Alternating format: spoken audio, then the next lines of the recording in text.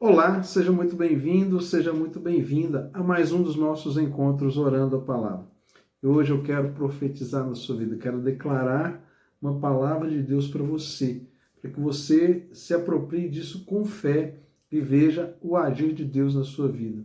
A palavra de Deus diz ali em Salmos, capítulo 103, versículos 1 e 2. Bendiga minha alma, Senhor, e tudo que há em mim, bendiga o seu santo nome.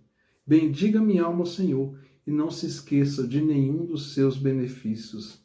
Que você esteja neste lugar de receber tantos benefícios de Deus, que você vai ter que pedir a ajuda de Deus para lembrar do quanto Ele tem te abençoado. E olhe que talvez você nem consiga se lembrar. E essa é a palavra que eu libero sobre a sua vida.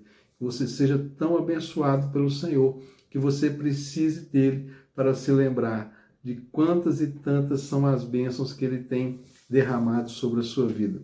Meu nome é Jairo Luciano, eu sou o seu pastor durante esse tempo aqui de compartilhamento da palavra e de oração. Eu quero, como sempre, te convidar a estar comigo até o final desse vídeo, quando teremos nosso momento de oração, e agora também te convido para ler comigo a Bíblia. Tome em sua mão aí a Bíblia, tome a Bíblia em suas mãos, melhor dizendo, e leia comigo. Hoje nós vamos ler o livro de um dos profetas menores que tem na Bíblia, livro do profeta Sofonias, capítulo 3, versículo 18. Livro do profeta Sofonias, capítulo 3, versículo 18. Esse é um dos profetas menores. Ele não é menor no sentido de importância, mas ele é menor no sentido do quanto foi registrado na obra que Deus usou ele para fazer aqui na Bíblia Sagrada. Então, o tanto que foi registrado foi um livro pequeno, ele tem apenas 3 capítulos, e nós estamos lendo hoje o capítulo 3, versículo 18. Então, se você puder, acompanhe comigo essa leitura.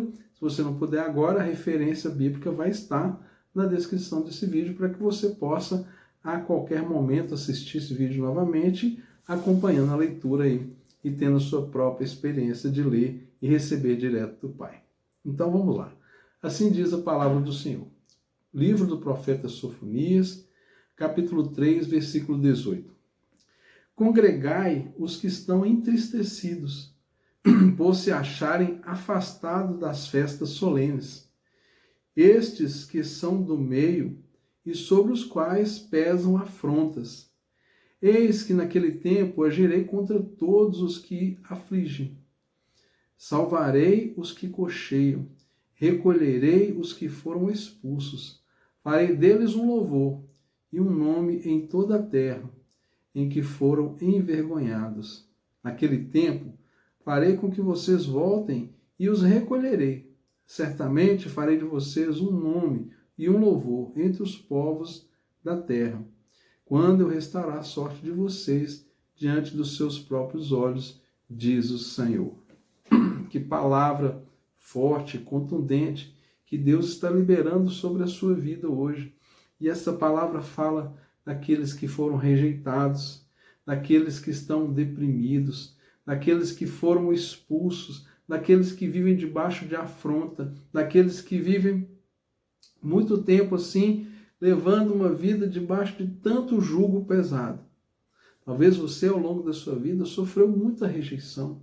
Talvez rejeições familiares, rejeições no ambiente de trabalho, talvez as situações que você vivenciou na sua criação, que trouxe tantas situações de rejeição. Talvez você foi rejeitada por uma pessoa, um relacionamento, talvez um marido ou uma esposa que rejeitou você, você vive o drama, o sofrimento dessa rejeição e entrou até mesmo num processo de depressão. Aqui o Senhor está dizendo para mim e para você que Ele resgata. Ele é esse que pega aqueles que estão entristecidos por se afastarem das festas solenes, por se acharem afastados. Olha, Deus quer alegrar o seu coração. Deus é esse que resgata aquele que ninguém quer. Quando nós olhamos os evangelhos, quando nós olhamos os apóstolos que Jesus escolheu, Jesus não foi na sinagoga, Jesus não foi nos templos, Jesus não foi nas escolas judaicas procurar alunos dos rabinos ou qualquer outro rabino para compor os seus discípulos, os seus apóstolos. Jesus não buscou pessoas que eram letradas da academia, pessoas que estavam ali dentro do clero judaico para poder compor o grupo dos seus discípulos. Não, Jesus pegou pessoas que eram do povo, pessoas comuns, pegou pessoas que trabalhavam na coletoria de impostos, pessoas que estavam ali envolvidas com a vida comum do dia a dia. Nenhum daqueles que Jesus pegou para ser seus discípulos fazia parte do clero ou de qualquer tipo de estrutura religiosa. Eram judeus, certamente conheciam, eram bons judeus, pessoas íntegras, mas não fazia parte do clero religioso judaico. Eles eram pessoas comuns e muitas vezes até mesmo rejeitadas desse ambiente aí clerical. Quando Deus olha para aqueles que Ele escolhe, Deus escolhe aqueles que o mundo não escolheria. Deus escolhe aqueles que são muito rejeitados. Deus escolhe aqueles que não são, porque os olhos de Deus não vê como o mundo vê. O mundo, ele olha para as pessoas diante daquilo que as pessoas podem devolver para eles a nível do seu próprio interesse. As pessoas, elas estão avaliando uns aos outros, estão medindo as pessoas pelo quanto que elas podem devolver, o quanto que elas podem dar de volta daquilo que foi oferecido. Mas o Senhor, o nosso Deus, Ele é grandioso e Ele escolhe exatamente aqueles que não podem devolver nada. Sabe por quê? Porque Deus tem tudo. Os olhos de Deus, eles contemplam o seu coração. Ele contempla a simplicidade do seu coração. Aqueles que realmente sabem que precisam de um Deus, que precisam de um Salvador. Jesus, a certo momento da sua trajetória, ele foi questionado pelos fariseus por andar no meio de pessoas excluídas da sociedade, pessoas que eram mal vistas, pessoas que eram mal faladas. E Jesus diz assim, olha, o médico, ele não vem para aqueles que estão sãos, o médico vem para os que estão doentes. Então, só que a verdade é que todos estão doentes, todos estão afastados do Senhor, todos precisam de um socorro, mas somente aqueles que admitem estar nessa condição, porque a altivez e o orgulho, na maioria das vezes, não vai permitir que você se torne um discípulo do Senhor. A orgulho e a altivez muitas vezes vai impedir você de viver a bênção que Deus tem para a sua vida, porque você se apoia muitas vezes no seu orgulho, nas suas capacidades, na sua intelectualidade, mas aqueles que são humildes diante de Deus, eles não estão sendo humildes diante de uma religião, diante de uma pessoa, diante de um contexto qualquer. Não, é diante de Deus. E não há quem possa ser altivo diante de Deus. Não há quem possa ser soberbo diante de Deus, porque ninguém jamais alcançará a altura do nosso Deus. Todos deveriam ser humildes, todos deveriam ser quebrantados na presença do Senhor, todos deveriam saber que são de fato rejeitados, todos deviam saber que de fato estão nessa posição aqui de afronta, porque o inimigo, ele nos afronta todos os dias, em certa medida, em medidas diferentes na vida de cada pessoa. E por que que ele faz isso? Porque ele se levanta contra tudo aquilo que chama pelo nome do Senhor. E você foi criado à imagem e semelhança de Deus. E o inimigo ele não gosta de você. Ele odeia você. Ele quer te destruir. Ele quer que você pereça com ele.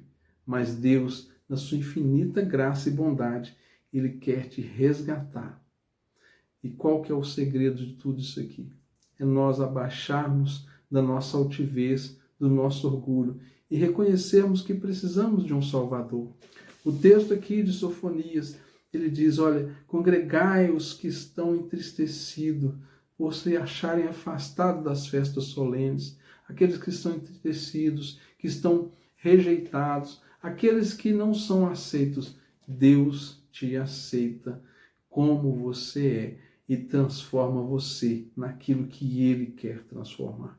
Porque Deus quer, como o texto está dizendo, tirar você do lugar da vergonha, do lugar da tristeza, do lugar da derrota.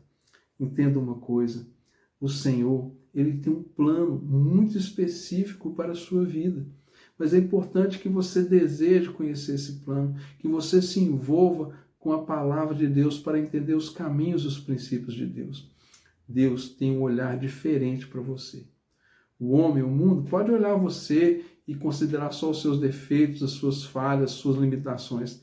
Mas Deus olha para você, como um pai olha para um filho e uma filha amada dele.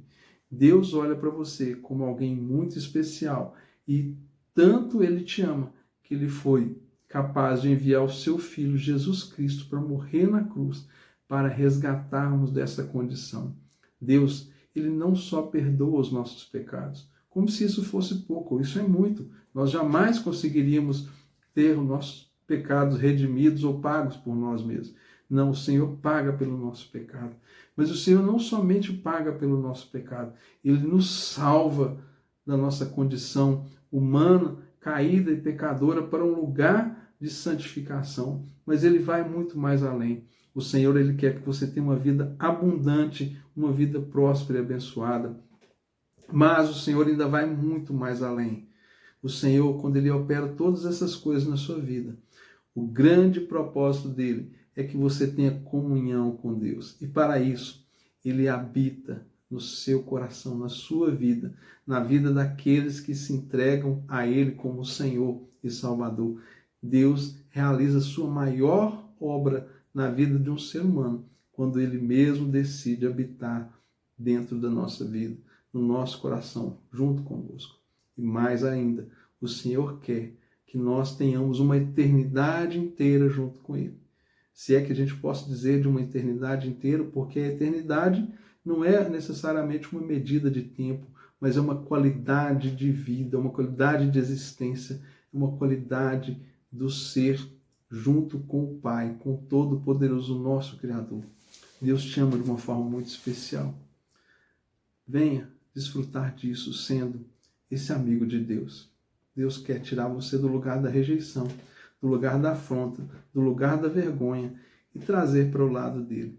Porque ninguém que está do lado de Deus permanece na vergonha e na desonra.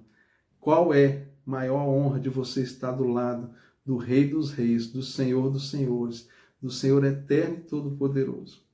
É muito maior do que você estar ao lado de qualquer autoridade nessa terra, seja um rei, um presidente da república, um grande juiz, seja lá quem for. Ninguém jamais vai te dar honra como o nosso Deus pode te dar. Só de você estar ao lado do Senhor, você já está ao lado da honra. Pai querido, muito obrigado por esta palavra que o Senhor nos permite receber de Ti nesse dia. Que cada pessoa que está ouvindo essa mensagem agora, que se sente triste, que se sente deprimido, rejeitado, que se sente, Pai, numa condição de ser, Pai, humilhado, afrontado tantas vezes, que o Senhor hoje venha resgatar essa pessoa deste lugar de tristeza, de rejeição, de abandono, de afrontas, de perseguição e de vergonha, e traga para o lugar de honra, que é estar junto do Senhor.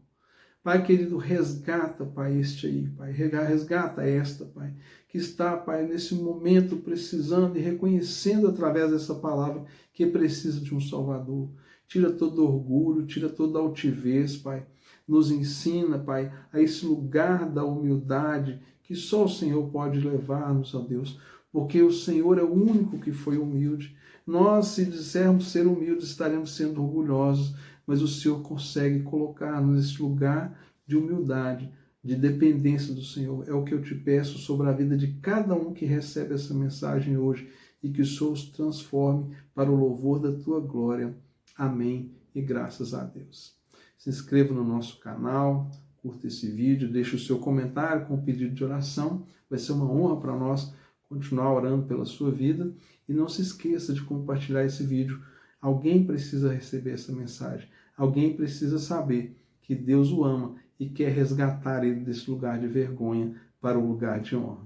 Um forte abraço, até amanhã, se Deus quiser, e nós continuamos orando a palavra, porque dela procede todas as promessas de Deus para a nossa vida.